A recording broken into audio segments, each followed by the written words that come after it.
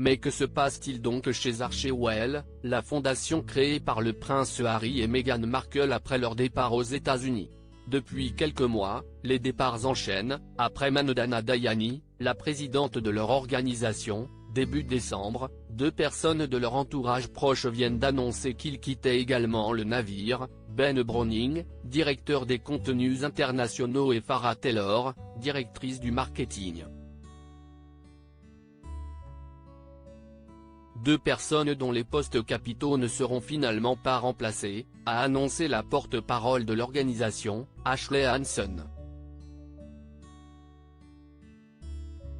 Ils ont dépassé les attentes que nous avions en eux et largement fait leurs preuves, a-t-elle expliqué, avant d'ajouter que les 2 collaborateurs avaient joué un rôle capital pour aider à raconter les histoires du duc et de la duchesse à l'étranger. Enfin, elle a conclu par un remerciement spécial du prince Harry et de Meghan Markle. Le couple reste extrêmement reconnaissant pour leur soutien sur ses projets vitaux, et regarde maintenant vers le futur.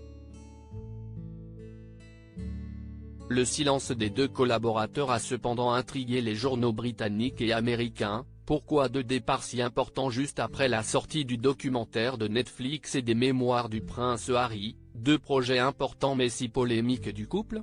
Si certains pensent à une difficulté à assumer la ligne éditoriale qui a lancé la guerre avec la famille royale, ou à une direction difficile, plusieurs collaborateurs du couple avaient claqué la porte lorsqu'il était encore au Royaume-Uni et les avaient accusés de harcèlement. La raison semble en être plus simple: l'organisation, qui a embauché des personnes différentes ces derniers temps, paraît rafraîchir ses équipes. Des projets bien choisis. Pour rappel, la fondation Archewell est supposée soutenir les projets du couple autour de la santé mentale, un combat qu'il tente de faire progresser projet après projet. Le podcast de Meghan Markle, dans lequel elle avait notamment reçu son amie Serena Williams, fait par exemple partie de ces projets qui se lancent au fur et à mesure.